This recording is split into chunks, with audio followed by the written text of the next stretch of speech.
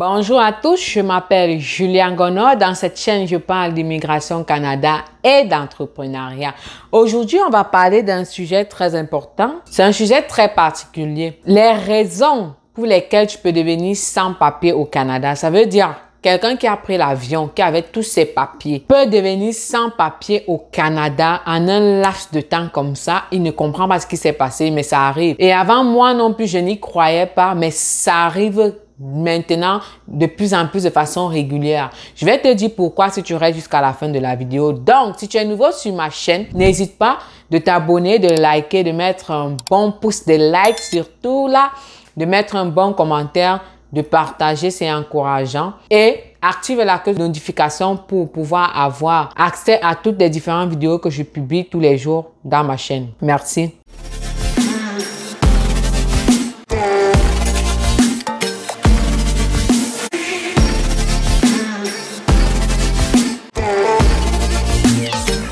Alors, il est possible de voyager, de prendre ton vol. Tu voyages avec tous tes papiers, un visa, un permis de ceci et devenir sans papier au Canada. Chute libre, c'est vrai. Et je vous assure, quand je venais d'arriver et je n'y connaissais rien en termes d'immigration, rien du tout. En ce qui concerne l'immigration, à part le fait que j'avais voyagé, que je suis venu au Canada et que j'avais fait ma demande de permis d'études dans le passé, je ne connaissais rien du tout et j'étais étonnée. J'étais vraiment surprise, ébahie de voir qu'il y a des sans-papiers au Canada. C'est très étonnant, hein, mais ça arrive. Déjà, je me demandais comment c'est possible que quelqu'un voyage avec tous ses papiers et se retrouve sans papier. Je n'y croyais pas, mais ça arrive tellement.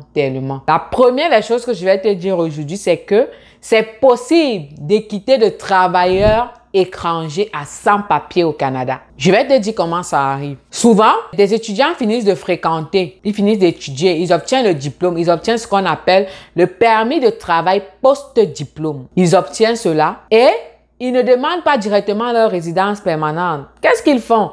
Vous savez, chacun a ses problèmes au Canada. Moi, je n'en disconviens pas et je ne vais juger personne. Chacun fait de sa vie ce qu'il veut au Canada. Comme je le dis souvent, nous sommes tous matures au Canada. Même si tu viens au Canada à 18 ans, tu es mature. Mais qu'est-ce que les gens font souvent? Dépendamment de leur projet, peut-être ils ont des futures femmes dans leur pays, ils ont des futurs hommes dans leur pays. Alors, ils décident de ne pas demander directement la résidence permanente. Ils décident d'attendre le temps, d'épouser leur femme, d'épouser leur mari, les faire venir et après demander tous ensemble la résidence permanente parce que c'est plus facile. Généralement, il y a des gens qui ont cette idée dans la tête. D'autres ont d'autres idées de savoir qu'ils vont attendre, ils ont encore tel problème à gérer, ils ont tel souci à gérer. Dans 2 ans, ils vont demander la résidence permanente. Dans leur permis de travail, on leur a donné 2 ans, 3 ans ou 1 an de permis de travail post-diplôme. Parce que si tu es à l'université que tu as fait 4 ans, tu auras 3 ans ou 4 ans, ça peut arriver, de permis de travail post-diplôme. Si tu as fait 2 ans, tu auras 3 ans de permis de travail pour diplôme. Si tu as fait 1 an, tu auras juste 1 an de permis de travail pour diplôme. Donc, ce qui arrive souvent, c'est que parfois, il faut faire vite de faire au moins la demande parce qu'on ne sait jamais ce qui peut arriver. Je dis toujours qu'on ne sait jamais ce qui peut arriver au Canada. Donc, ces gens qui espéraient faire la demande de résidence permanente plus tard là, vont se retrouver coincés et demander la demande de résidence permanente trop tard. Et ce qui va se passer, c'est qu'ils vont se retrouver sans statut. Pourquoi? On ne peut pas renouveler. Voici une chose que je vous dis, les futurs étudiants canadiens et les étudiants étrangers au Canada. Donc, les futurs étudiants, nos futurs Canadiens là, qui veulent venir au Canada, je vous dis une chose aujourd'hui. Le permis de travail post-diplôme après tes études au Canada ne s'obtient qu'une seule fois dans la vie. Une seule fois dans la vie. La seule exception pour laquelle on peut renouveler ton permis de travail post-diplôme, c'est que premièrement, tu as fait la demande de résidence permanente et ça fait plus d'1 an, plus de 2 ans pour des quelconques raisons. Tu n'as pas reçu de réponse. Tu n'as pas été accepté, tu as été soit refusé ou tu n'as même pas reçu de réponse. Vu que ton permis de travail post-diplôme expire, on va te donner exceptionnellement un permis de travail, un autre permis de travail valide pendant 18 mois. Et ça sera un permis de travail fermé. Il ne sera jamais ouvert. S'il faut renouveler ton permis de travail post-diplôme, ça sera un permis de travail fermé et ça ne va plus s'appeler post-diplôme. Jusqu'à ce que tu obtiennes 18 mois pour que tu obtiennes ta résidence permanente. Ça, tu auras au moins fait la demande. Si tu n'as pas déposé de demande, tu vas te retrouver sans papier au Canada. Je ne le savais pas quand je viens d'arriver. Je te donne cette information même avant que tu ne sois au Canada pour que tu fasses attention. C'est pour ça que les réseaux sociaux existent. C'est pour ça que je vous dis, les réseaux sociaux de nos jours sont les moyens les plus faciles, à moindre coût pour une personne lambda qui n'a pas d'argent de s'informer de la bonne manière. Donc, ça c'est une raison pour laquelle un travailleur peut devenir sans papier au Canada. Je vais te redire une autre chose. Un visiteur peut devenir sans papier au Canada. C'est la deuxième chose que je t'ai dit. C'est possible. Pourquoi? Des gens, on leur donne des visas de visite de 4 ans. Ils savent pas comment l'utiliser ou parfois même parce que l'Africain n'aime pas lire. Hein. C'est quelque chose que j'ai remarqué. Il n'a pas tout lu son document et il n'a pas lu la partie où l'on disait qu'il doit quitter le pays. Une fois arrivé 6 mois sur le territoire canadien, autant pour moi, il doit retourner 6 mois après.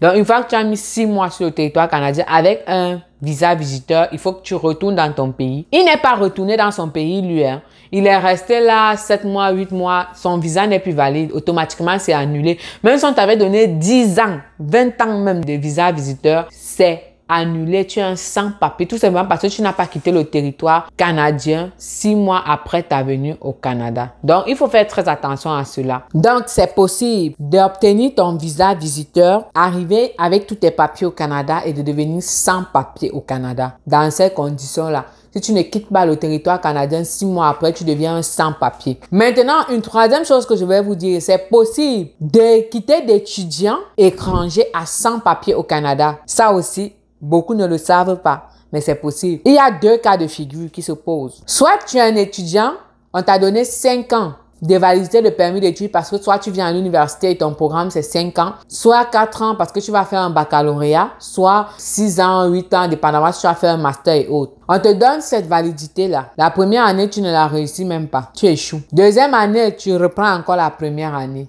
Ça veut dire, toi, tu as épuisé 2 ans de ton permis d'études même sans avoir réussi même une année. Après, tu réussis la première année après 2 ans, tu tombes en deuxième année et tu échoues encore. Donc, tu as déjà fait 3 ans. Tu rééchoues, tu as fait 4 ans. Si on t'a donné 4 ans, tes 4 ans sont déjà épuisés, tu n'as même pas pu finir ta première année. Et vu que tu ne fais qu'échouer, tu demandes même le permis d'études, on te le refuse. Parce que tu n'as pas le niveau de ce que tu es venu chercher. Ou alors, tu as même peur de demander le permis d'études parce qu'il y en a plein qui ne sont pas informés, qui savent qu'il faut renouveler le permis d'études. Ils ne le savent pas et ils ne demandent pas. Ils deviennent des sans-papiers au Canada.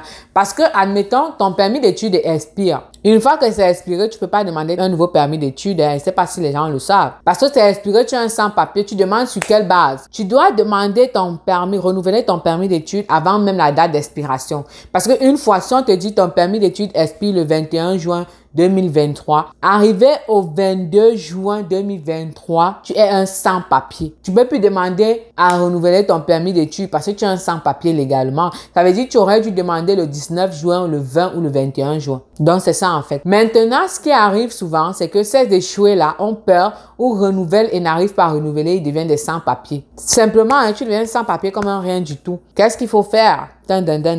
Soit il faut rentrer dans son pays d'origine, soit il faut... on connaît vos pratiques en Afrique là. Quand un Africain pense quand il est sans papier, on se connaît. Je vais pas parler de ça ici, c'est pas le but de ma vidéo aujourd'hui. Donc, maintenant, un deuxième cas de figure. Un étudiant, il finit de réussir son cours, il obtient son diplôme et lui, carrément, il blaguait. On lui dit, ton permis expire le 21 juin 2023, ton permis d'études. Lui, il s'hasarde à aller demander le permis d'études le 22 juin ou le 23 juin, ou le 21 juin même 2023. Et on lui répond qu'il est trop tard pour sa demande de permis d'études. Il doit tout simplement retourner dans son pays. Ça arrive. Des gens qui demandent trop tard ou des gens qui échouent et deviennent sans papier ou abandonnent à l'université sans reprendre. Parce que si tu trouves que l'université n'est pas ton niveau, il y a des moyens de recourir à d'autres formations plus rapidement et obtenir son petit diplôme ou son certificat et obtenir sa résidence permanente. Mais beaucoup ne le savent pas. Ils abandonnent l'université puis ils se mettent à errer au Canada, errer à chercher des Canadiennes ou à chercher, on se connaît. J'ai dit je parlerai pas de ça. Donc c'est un peu ça qui arrive souvent. Donc c'est possible de quitter l'étudiant à sans papier avec ces 2 cas de figure au Canada. Donc tu es un étudiant qui n'a pas fini tes études, qui a abandonné à l'université et qui savait pas comment faire,